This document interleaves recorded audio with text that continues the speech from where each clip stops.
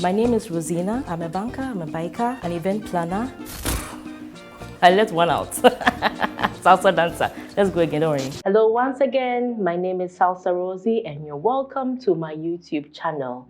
I'm bringing another exciting episode, and the last time we had our psychologist with us.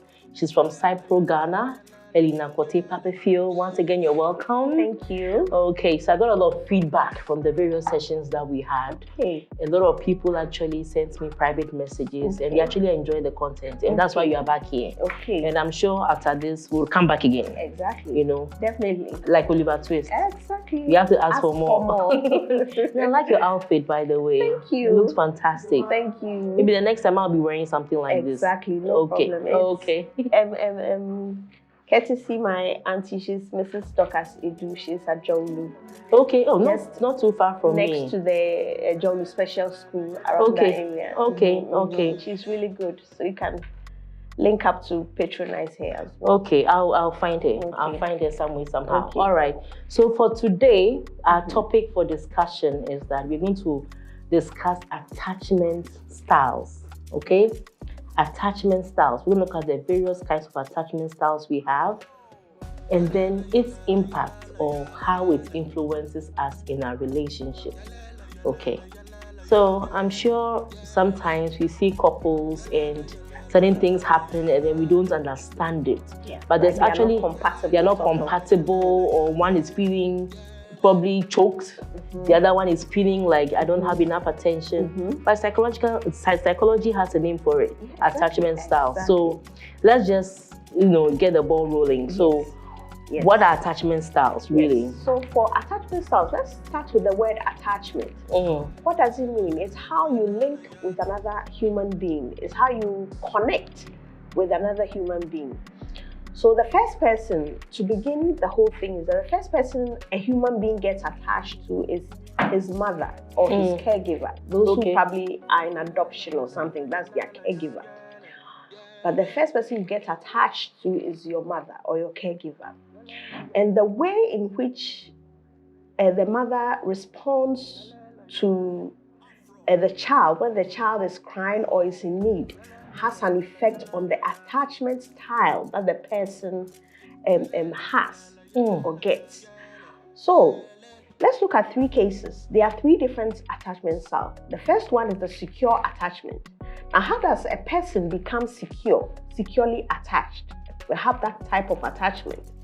Well, let's look at how the mother treated that secure attached individual. Okay. At childbirth, a child who is securely attached, the mother is responsive to the child's needs. When the child cries, the mother attends to the child. So it ends up, the child becomes securely attached. What it means that when the mother is absent, the child becomes upset that the mother is not there. But when the mother comes back, he's happy and receives the mother with all the happiness. Yes. So that's the securely attached. So hold on. So does it mean that the attachment styles cannot be genetic? No, it is formed at birth.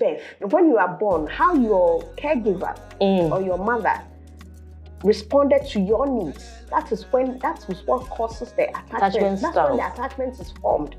At the beginning. Oh, okay. Yes, it's at the very beginning. So it's purely environmental. Purely environmental. You don't inherit it. It's so purely what is the age gap, like the age range, the age range within which these attachment behaviors are formed? Yes, from birth. Okay. From birth till about 5. But then, even as you grow, it doesn't really mean that if you are, I don't want to jump the gun, but if you are not secure in your attachment, it doesn't mean that you can't change it or something can't be done about it. You may end up meeting a partner you might not be a securely attached individual, but you might end up meeting a partner who would fix that mistake that has been done. Okay. And then make you secure. Okay. How the person relates to you, probably the person will meet your needs. You see, respond to your needs that probably your early caregiver didn't give to you, and so that's why you are not secure. I don't want to jump the gun. I want to do one. So with the secured one, let's say that with the secure one, yes, the child is secured in the parent. Exactly. And gets attention, affection, whatever they need from the parents. Yes. So they become, they know that secure environment. Yes. They so know when that the parent is not around, then that is when they get upset. They recognize that the caregiver is not there. So if you are attached to your mom, when she's not away, you should feel it. When she comes back, you should be happy. You see, and it makes you secure in life. When you go out there, you become an adult or a matured person, and you enter some relationships. It makes you secure. Even the person, you see, because when you were a child, your mother went, and you know that she came back and she met your needs. So in your adult life, you understand that it's not all the time that people are present, but that doesn't mean they won't come back again or they won't meet my needs. So yes. So does it mean that secure people with secure attachment are more confident people? Exactly, are more confident people, and they trust people more. But they know, mommy, she went and she came back. And she met my needs anytime I needed something. Like I needed her comforting or that sort of thing when I was upset. When I cried, she knows I need food or water. Yes. So it makes us confident individuals, and we trust people. It makes you trust people. So if you meet an individual who is not trusting, sometimes it's you are in a relationship with the person or in a marriage all the time is not sure about you or that. I don't want to jump the gun. So beyond the secured attachment, what other attachment do we have? So we have the next one is the insecure avoidant. Now, how does this also form? This, like the first one, it also forms at childbirth. But this type of individual with the insecure avoidant attachment style, what happened when he was an infant was that when he cries or he needs something, his needs were not met. The mother was not responsive to his needs. And for instance, the child is there, she's crying, maybe she has soiled herself or she needs breast milk or that sort of thing. The mother doesn't show up. She leaves the child to cry. So it makes the child sort of not trusting. He knows that when she's in need of something, there's nobody there. Yes, so the person becomes insecurely avoidant. That's a term that they use. So such a person meets people and then his first mode is to suspect you. Exactly. So this because you can't provide anything for me, you can't meet my needs. Exactly. So what happens is that when it gets to that point, the person knows that well, in this world I'm alone. So I don't need anything from anybody. The person becomes indifferent. So you are with this person in fast forward in the person's future life, like an adult life. You are with, he gets a partner, and it's like whether I'm there or not, he or she doesn't care. In my absence or presence, it doesn't change anything. Such a person may choose to be married or not. Even if he's married, he or she is married. Your presence or your absence doesn't mean anything. She meets all her needs by herself. Doesn't need anybody. Doesn't need anybody. Not financially, but emotionally. It may translate to finance, but this is mainly emotional. So the person is indifferent to your presence or absence. So may I take it that people who were probably born and let's say that a parent died, or maybe they had to go into foster care, or maybe somebody had to take care of them unwillingly. People like this may easily fall under this category of attachment. Exactly. But not all the time. Sometimes some caregivers, they may not be your parents. But they take very good care of you. But I'm guessing that usually, typically. Yes. But there are also some biological mothers who, you see, sometimes why a mother may not be responsive to the child, maybe she has some issues. The postpartum depression for one. Yes, she has some issues. So all hope is not lost. If it is the secure attachment was not gotten at the beginning, at birth, doesn't mean that nothing can be done about it. Something can be done about it. As the child grows, maybe the mother may even become more responsive when she's a teenager or that sort of thing. It can be amended. If you didn't get it from your caregiver, there's not only one caregiver. You can have, as we grow, we have other relationships. So if your father could have given you that your mother at some point in your life, later in your life, could have amended it. Okay. If you didn't get it in your family setting, probably your husband or your boyfriend, whoever, or your lecturer or anybody who you formed an attachment with. Okay. Yes, you can form an attachment with anybody. You can have multiple attachments. Okay. And we can have the insecure attachment. Sort of like exactly. Okay, so what about the third one? Yes, the third one is the let's say the worst of all of them. We call them the ambivalent. Okay. Ambivalent. They have the ambivalent attachments, and these children, they have mothers who are mostly like you mentioned, postpartum, but even worse, probably the mother could be a drug addict or that sort of thing. Like they want nothing to do with the child. Maybe the child is they are repulsed. I mean, the child. Exactly, and they may even beat the child or that sort of thing. So the child also is a mixture of the second one, and also it's like he doesn't trust anybody. And if you are in a relationship with such a person, it's like he's in his own world. You see, he doesn't trust anybody, and in your absence, he will be upset. When you come back, he will be upset. You see, because his mother, when the mother is absent, then everybody will need attention. But when the mother comes back, he beats the child. She inflicts some pain on the child. Okay. Hey. So that means when the mother is absent, the child craves for care. But when the mother comes back, they inflict pain or wounds on the child. So that means either the parents being present or absent, it doesn't give any pleasant memory. No pleasant memory. So if you are away, he's upset, you have a wife or a husband who, when you are out of the house, he doesn't stay in the house, and so he comes back and all the time fighting, trouble. You see, so such a person, it may have been from the childhood. So when they come for therapy or counseling, we can identify what type of attachment the person has, so that we educate the other partner to provide the securely attachment the person didn't get when he was an infant.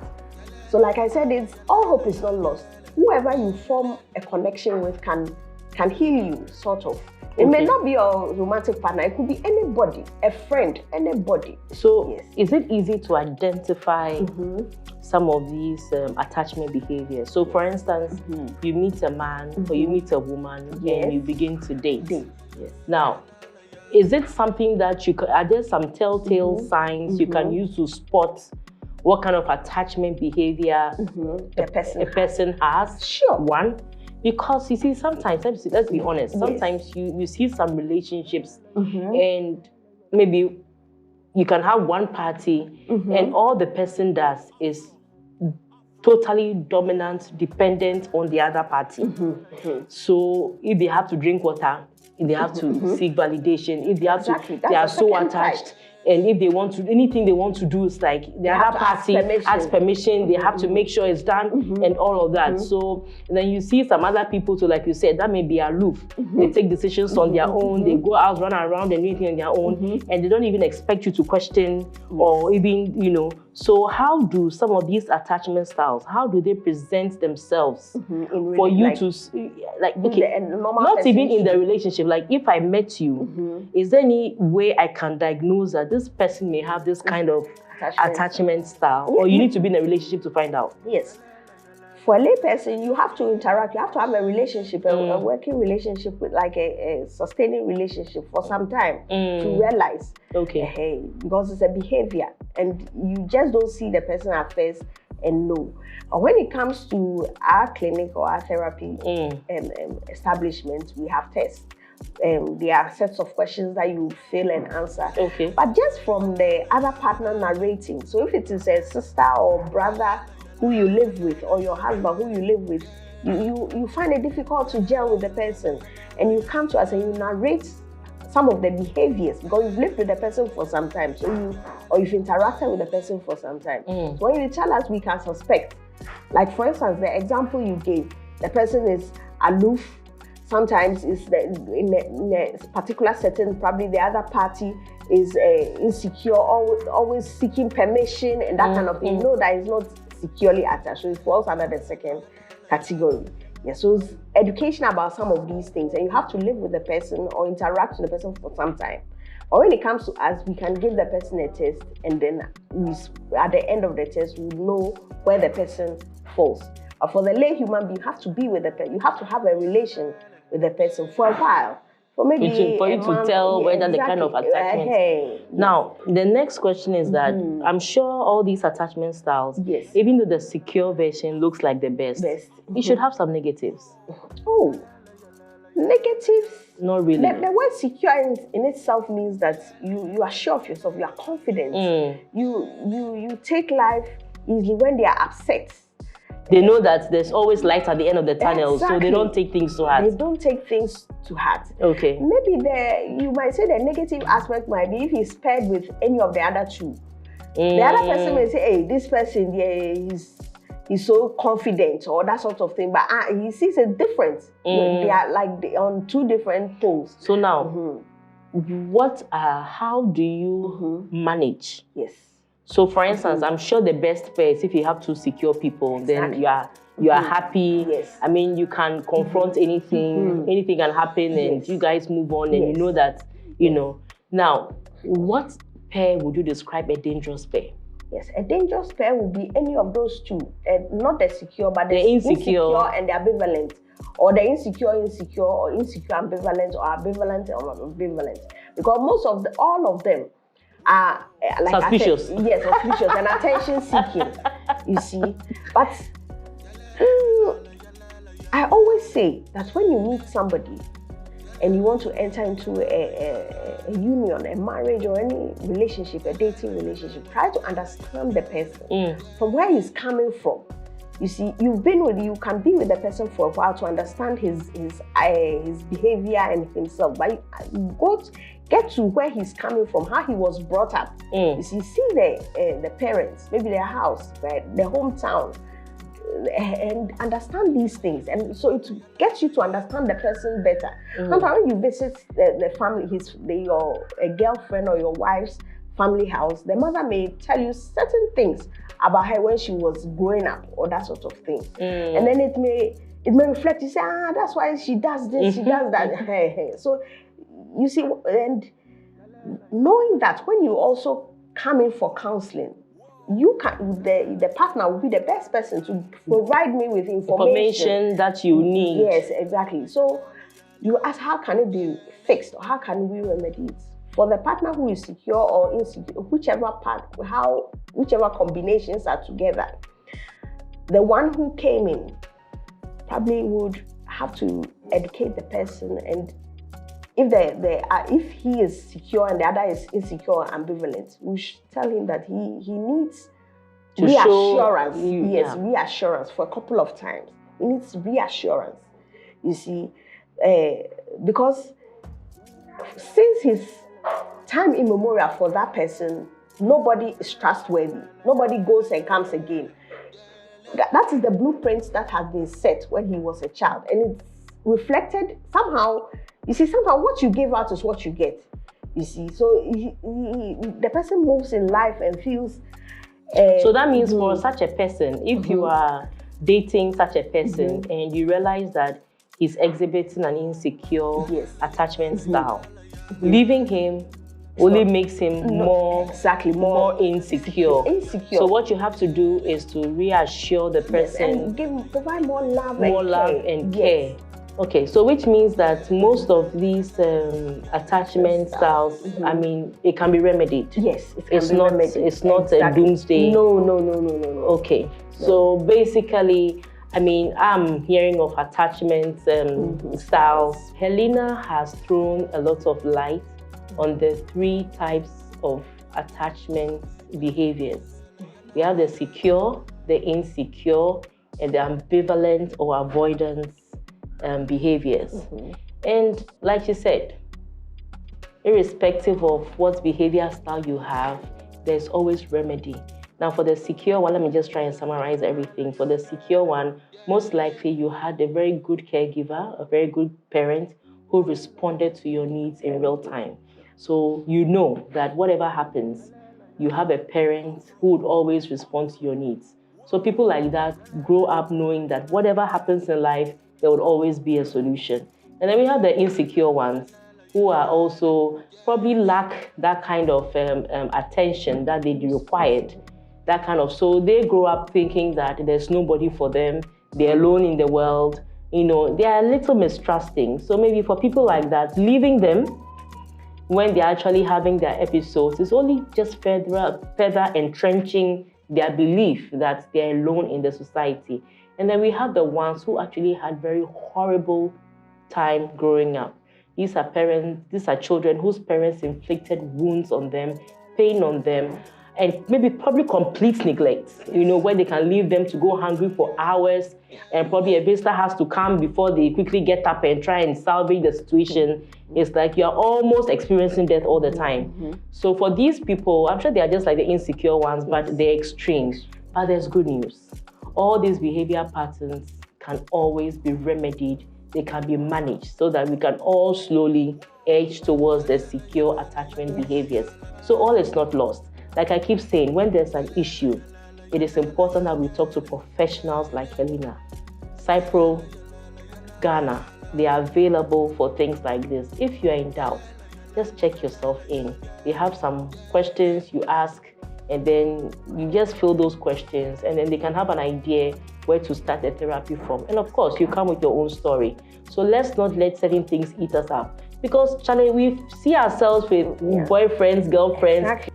They exhibit some behaviors, and then you don't understand why they are behaving like this, why they are thinking like this. But it's good to know that most of them are coming from their childhood, and especially that they can be remedied. So I'd like to say thank you. Thank you too for having me. Yeah, as always, for just bringing some of these things to light. They are not very talked about, but it's important that we discuss it. Very. Okay. And so thank you. Thank you for having me too. As usual, you know that I don't get hold of you and let you go. You know that, right? So thank you so much for Samara. But before you leave, okay, there are some fun questions I want to ask. This has nothing to do with the topic, but I just want to pick your mind on something. If you had to choose between a dog and a cat, which would you choose? A cat. Why? Because a dog sometimes makes too much noise. Oh. And there's a quote that somebody said. So sometimes when you're in trouble, let me give the scenario. It's a quick one. There was a bird that was flying in the sky, and it was flying towards the west. It was getting to winter, and the bird's wings froze and it fell down. There was a cow walking around, and it heaped some dung on the bed. And the bed, it was winter, so at least in the dung, it was feeling a little bit warm. So instead of it to keep quiet, it was making noise. You see, and there was a cat or an animal walking by, and then took it and ate it. So sometimes, even though you are in trouble, you look at the cat. It's calm. Whether good or bad, it just look at you like... It's too known, that's what I think. Cats are too known. And then go away. But the dog will make noise and people will come and catch it. You find it. So I prefer the cat.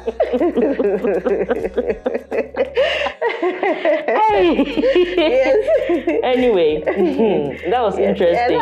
You asked me, so that's my answer. Fantastic. Oh, yeah. So number 2, if you were happy and you had to dance or you had to sing, which one would you do? I think I'll dance. Can you dance? Oh, offbeat. I dance to my own pace. I don't have any formula or anything, but it makes me happy. So you would dance? Yes, I would dance instead of singing. Okay. So the very last one. Okay. If you were given an opportunity to see the future. Okay. And yet you can't change it. Okay. You can't change anything, but at least you know what's happening. Yes. Okay. Or you have an opportunity to change something in your past, but you can't, you won't know what that change will do to your future. The first one was to see into the So, future. like, you're able to tell. So, as you're sitting here, You know you the can future. tell in the next 5 years, the next 10 years, this is where I'm going to be, this is what I'm going to do. But you can't change it. So, for instance, you can't say that I'm going to fall down. So, it means I'm going to avoid this stone. You bound means fall. So, you know the future. But the other one is looking at what you know now. In the past. You can change something in the past. But you don't know how the effect it will have in your future. I think I'll choose the first one. The future? Yes. Why? Seeing into the future. Because the past, like you said, if I change something, but I don't know the effect it would have on my life now. So it's like being God, playing God somehow. At least the future, if you can see into the future, it may be bright or not, but that's your future. And like you say, you can't change anything. But or maybe you can be psychologically prepared for it. Exactly. But the past, if I change something, maybe I might end up dead from that change that I have made. So I think I'll choose seeing into the future. Maybe that's why I took this profession as a psychologist, because I want to predict certain things. Okay. Yes, one of the goals of psychology is to predict. Okay. So yes. All right. So thank you so much, Alina, for gracing our set with your good counsel, your good direction, and obviously your good knowledge. And we'll be glad to have you again. Definitely, Once again, this is Salsarozie. This is my YouTube channel. Thank you so much for watching. Bye. If you do like this, don't forget to subscribe. Turn on your notification button so that you can get more of this content every week. Thank you. Or every day, whatever. Is it okay? Okay. Salsarozie.